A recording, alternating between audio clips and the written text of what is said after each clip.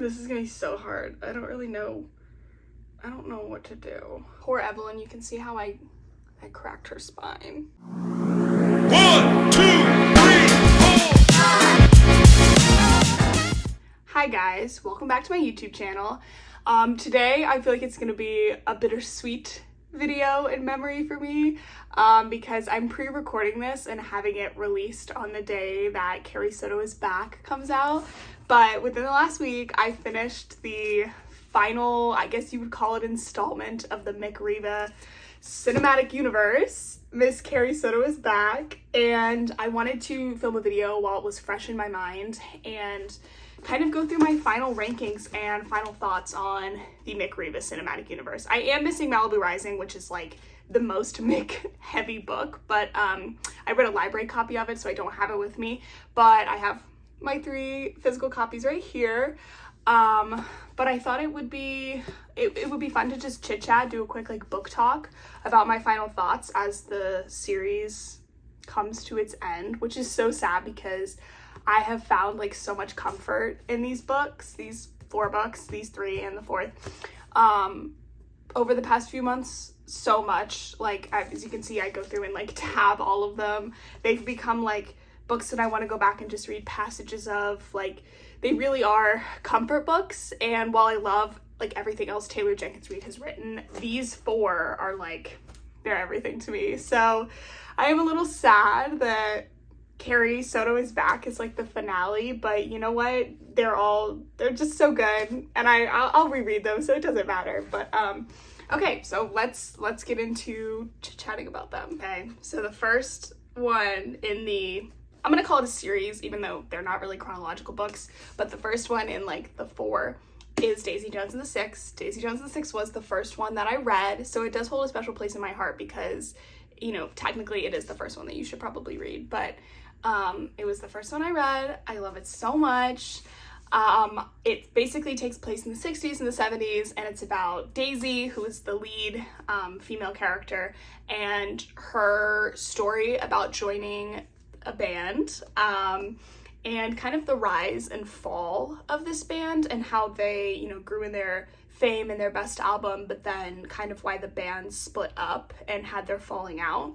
And it is done in interview style, so it's not like a typical like writing style like a novel, but it is so good. It's so good. Daisy is such an amazing character.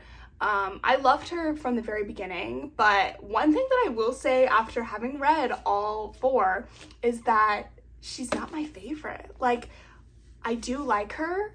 I of course still love her, but she's not the most likable character, which I think is what's so fun about Taylor Jenkins Reid's characters, is that a lot of times, you know, of course you have some of like the villains like Mick, but there are some times where you're like, I just don't know if I really genuinely like this character. Like, throughout I'm kind of like, Daisy, like, what are you doing? But it is still a really special book. I don't want to give too much of it away, but like, if you're really interested in like the Fleetwood Mac drama of like Rumors and the band dynamic, like this is kind of loosely based on that. So it's really good. Of course, you know, it holds a special place in my heart because it was the first one I read. So I love it. Yeah. Okay. Then I read The 7 Husbands of Evelyn Hugo. And this book, I swear to God, I think this book changed the trajectory of my life. Like, it is, I mean, as you can see, it's my most tabbed book. It is like, I've gone through this thing like dozens of times because it is just, it's so special to me. It takes place around Monique, who is a journalist for a magazine, and out of nowhere, famous actress Evelyn Hugo decades later wants to give like a final interview about this like new dress collection, I believe it is, that she's releasing. So for some reason unknown to Monique, she is chosen as the journalist to get to have this like conversation, interview with Evelyn, and it's written into like kind of 7 parts because she does have, you know, 7 husbands, but it's kind of broken up into them, and you get to hear the individual story about this basically famous person that like never really talked about like their personal life. And I don't want to spoil too much of it, but like, This book is so good. Oh my god, I love it so much. I sobbed way more reading this one than I did Daisy Jones. And I cried a lot when I read Daisy. So if that tells you anything, this book, oh my god. First of all, Harry Styles is Harry Cameron. You cannot tell me different. I picture him during, after, while reading it, like all of it. He is Harry Cameron. I will not take any other suggestion. Jessica Chastain is older Celia, easy, and Ana de Armas is Evelyn to me. Like, that's my big three cast. It's them. So anyways, I love this book. Evelyn, but that's the other thing, is that Evelyn is not an entirely likable character, which is one of the reasons I love this book so much, is because yes, she's famous and like you learn about all this, you know, trauma and heartbreak and things she's had to go through throughout her career. But at the end of it, you know, it brings to the question, like, can you go through all of that and still be a good and decent person? Or can you let that stuff harden you? Can you move on from it? It's so good. This one's my favorite. Like, I'll rank them at the end, but like, this one's the best. Okay, so then I read Malibu Rising, and I don't have a physical copy of it. Like I said, I read an edition from a library because I did read it in 24 hours. Like, I checked it out, sat at the library, and read it in 24 hours, and like, that was it. It was so good. But Malibu Rising takes place in the 80s around a famous athlete, really model, surfer, Nina, and it takes place kind of in the span of, I want to say it's like a little over 24 hours, and it's the events leading up to this horrible fire that happens in Malibu. And what I loved so much about Malibu Rising was the amount of characters, because I felt like sometimes in Daisy Jones and Seven Husbands, you were following a very specific set of characters. You know, in Seven Husbands, it was Celia and Evelyn and Harry, and then the other background husbands.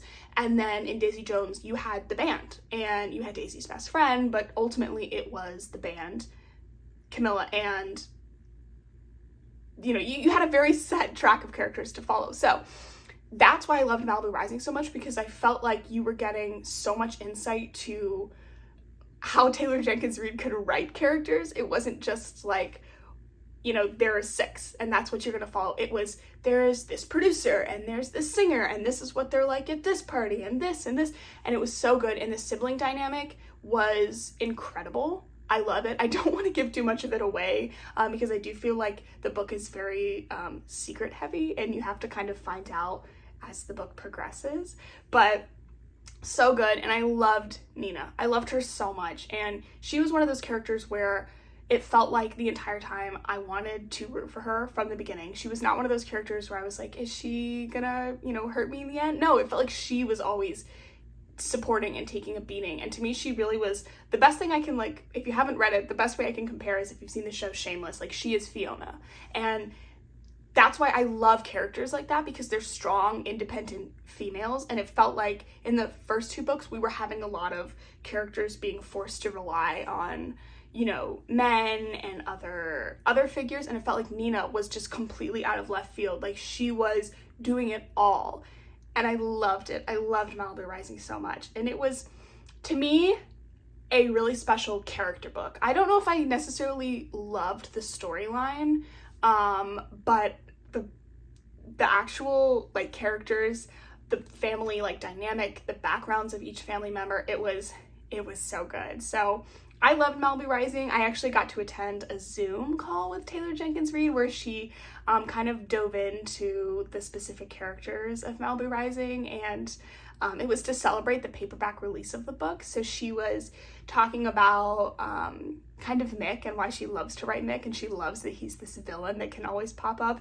And I loved that because it felt like you got a little bit of him in Daisy and Evelyn, and then it was like Malibu Rising, you find it all out and you're like, I hate this guy so much. And I wasn't sure how I was gonna feel about it being what I thought was maybe a sports heavy type book. Come to find out, that was completely changed with Carrie Soto. But I was a little on the fence because I was like, I don't know anything about surfing. I don't know if I'm gonna really like it, but it was so good. You have to read Malibu Rising. I would say definitely read it in order though. Like, it needs to be read third. So now comes the moment of truth.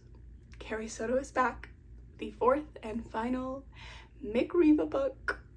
I have a lot to say about this book because I received a advanced reader's copy from the Zoom that I did get to attend, and I put off reading this book for like a good month and a half because I was holding it in my hands and I had it and I was like, you know what, I really want to be able to sit with this book. So I knew I had a vacation planned in July and I was like, I'm gonna read it on that vacation so I can really like give my full attention to it.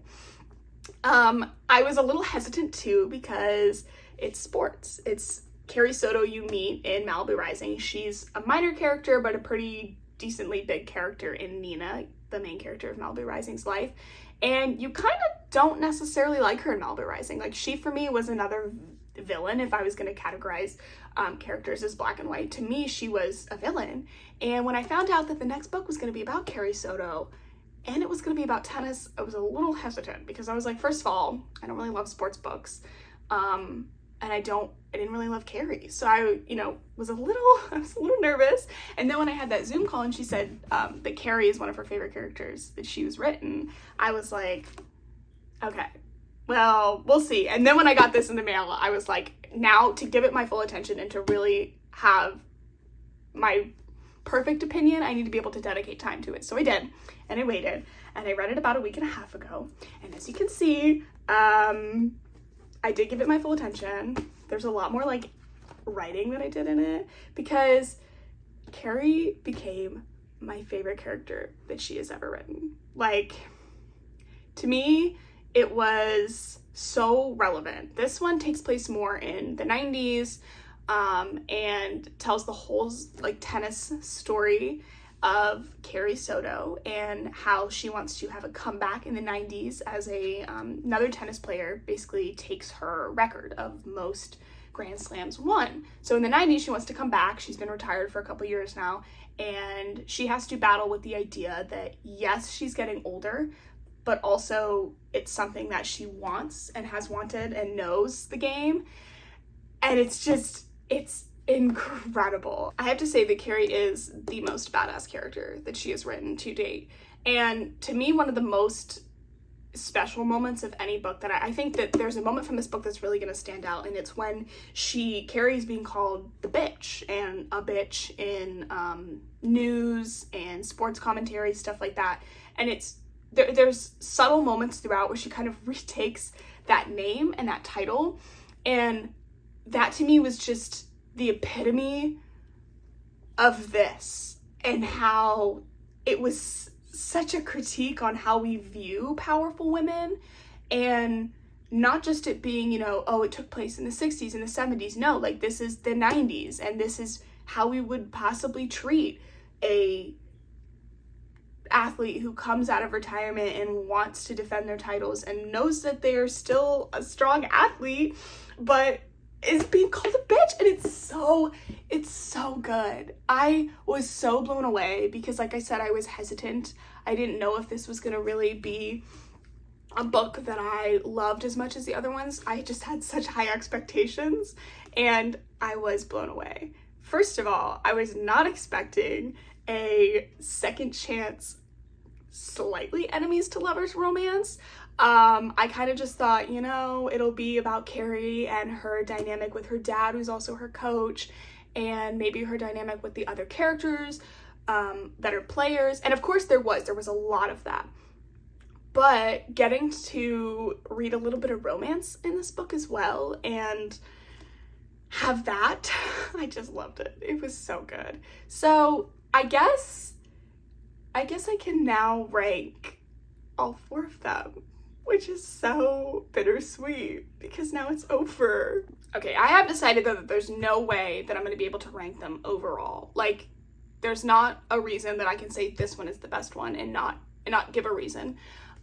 So I guess I'm going to rate them by my favorite main characters, the female main characters of each book, and then I'll rate them for the story. I feel like those are 2 things that I kind of focus on when I read these books. So if I can rank them by that, maybe it'll make it a little easier and I can be fair to each one.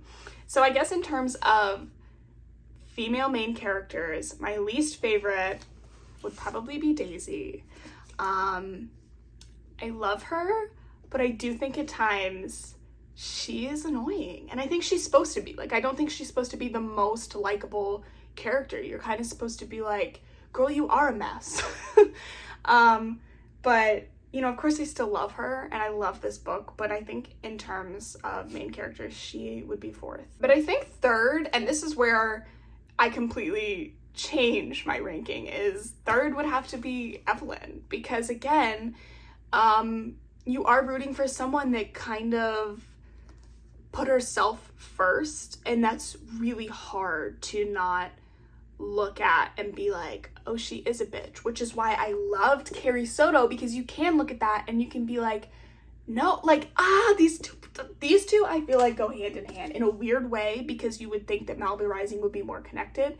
These two, I kind of feel like you're dealing with two main characters who continuously put themselves first and are labeled a bitch and rude and too loud almost, but she owns it. And for me, of course, you know, this book takes place in a later decade, so for me it was kind of like Evelyn didn't have the ability to stand up or maybe own that as much. So for me, Evelyn is third. God, I still love it, okay, but I think she is third.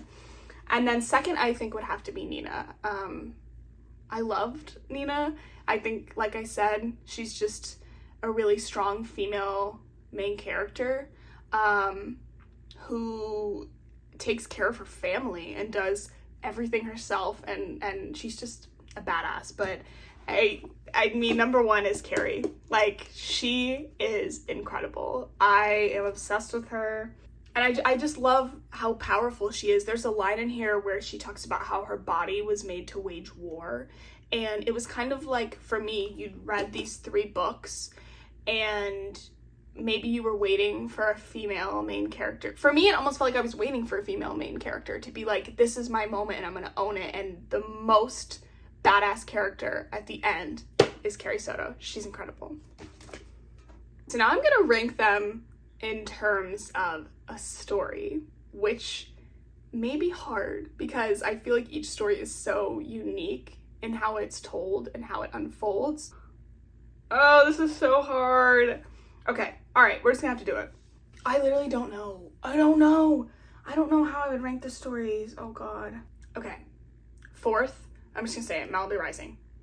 I feel like I don't even want to give a reason because I loved it so much and I just loved the progression and I loved it so much, but I'm gonna say fourth.